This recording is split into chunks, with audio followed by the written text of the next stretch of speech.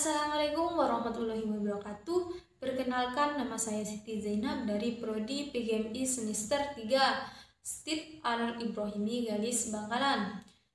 Pembuatan video ini untuk memenuhi tugas mata kuliah studi hadis dengan dosen pengampu Bapak Ibrahim Mukhlis Istihai Mage. Baik, di sini saya akan menjelaskan sedikit tentang sejarah hadis, status hadis, serta hadis sahih, hasan, dan hadis dhaif. Baik, langsung saja untuk sejarah hadis.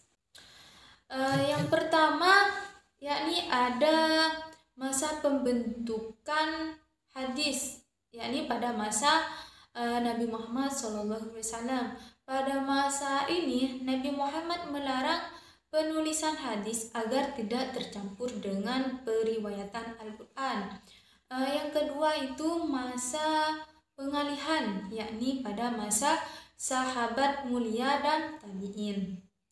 Pada masa itu, hadis belum dibukukan, kecuali yang diterapkan oleh beberapa sahabat, seperti sisa dari pembakaran Hurairah, sisa pembakaran dari Umar bin Khattab, Abdullah bin Mas'ud, dan lainnya.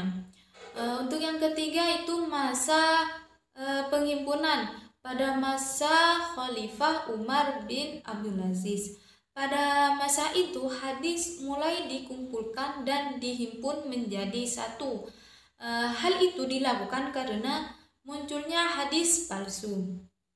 Untuk yang keempat yaitu masa pendiwanan dan penyusunan di tahun 300 Hijriah. Pada masa itu ulama mengelompokkan hadis dan memisahkan himpunan hadis yang termasuk marfu, mauquf, serta maqtu. Untuk marfu itu perilaku Nabi, sedangkan mauquf itu perilaku sahabat, dan maqtu itu perilaku tabi'in. Selain itu juga diteliti sanad dan rawi pembawa beritanya sebagai wujud koreksi atas hadis yang hadir maupun yang dihafal. Dan pada tahun 400 Hijriah hadis telah selesai, dan tahun ke-500 Hijriah yaitu masa memperbaiki susunan kitab hadis. Selanjutnya itu ada status hadis. Menurut pengertian ulama ahli hadis, al-hadis dapat diartikan sebagai segala sesuatu yang disandarkan kepada Nabi Muhammad SAW yang berupa perkataan, perbuatan, dan ketetapan sifat-sifat beliau. Hadis merupakan salah satu sumber hukum Islam terbesar kedua, yakni setelah Al-Quran. Terlepas dari fungsinya, peran hadis terhadap Al-Quran sangatlah besar. Di antaranya adalah sebagai penguat dari ayat-ayat Al-Quran, dan masih banyak lainnya. Untuk menjalankan peran dan fungsinya, tentunya hadis-hadis tersebut haruslah hadis yang benar berasal dari Rasulullah. Hadis yang benar-benar dari beliau adalah hadis sahih.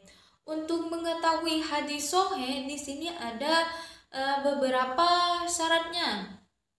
Yang pertama itu bersambung sanadnya. Yang kedua, adil para rawi. Yang ketiga, qadhabitan para rawi. Dan yang keempat itu selamat dari syadz. Dan kelima, selamat dari illat. Dan yang terakhir yakni adanya jalan yang menguatkan hadis yang lemah. Untuk selanjutnya itu hadis hasan. Hadis hasan adalah hadis yang memenuhi syarat-syarat hadis sahih seluruhnya, yang tapi hanya saja pada perawinya atau tingkat kedobitannya atau penghafalannya itu lebih rendah dibandingkan kedobitan para rawi hadis sahih. Sedangkan hadis yang masih diragukan asalnya atau belum pasti berasal dari Rasulullah itu dinamakan hadis dhaif. Hadis dhaif itu yaitu syarat atau sanadnya hadis yang tidak memenuhi dari syarat-syarat hadis sahih dan hasan, itu dinamakan hadis dhaif. Sekian dari saya. Mohon maaf jika ada kekurangan, mohon dibimbing atau bisa langsung saja tulis di komentar. Sekian dari saya, kurang lebihnya mohon maaf. Wassalamualaikum warahmatullahi wabarakatuh.